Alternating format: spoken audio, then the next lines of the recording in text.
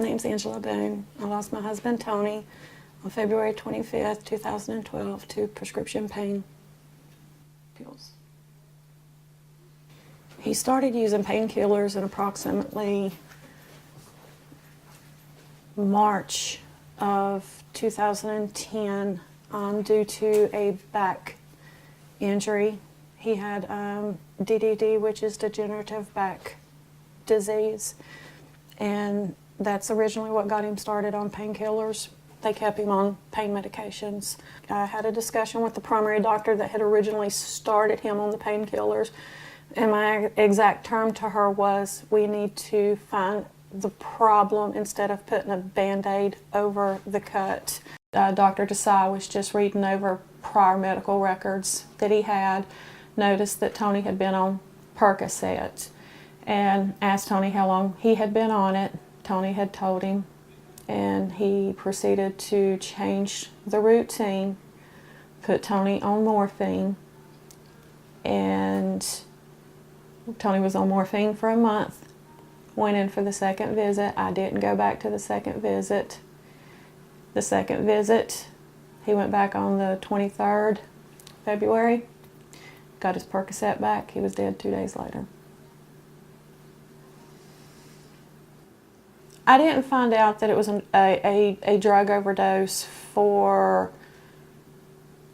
3.5 months because I had to wait for an autopsy to come back.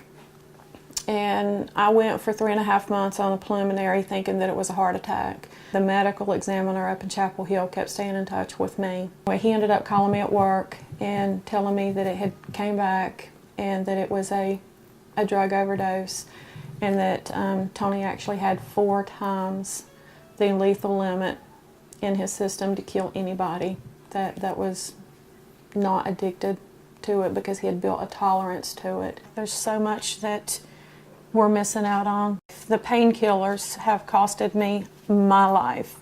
It took half of my life away. It took my husband away. It's financially affected me. My husband now is not here to see what my son's going to do with his life. Losing somebody is hard enough, but to lose somebody in a way that it could possibly have been prevented is just more compounding as each day goes by. The biggest changes is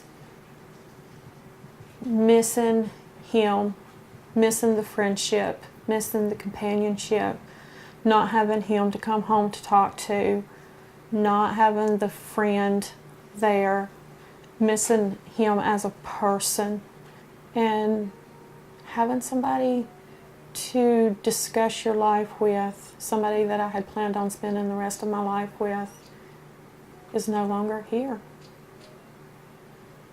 He was the guy I fell in love with. I always remembered that when he was not under the influence of something.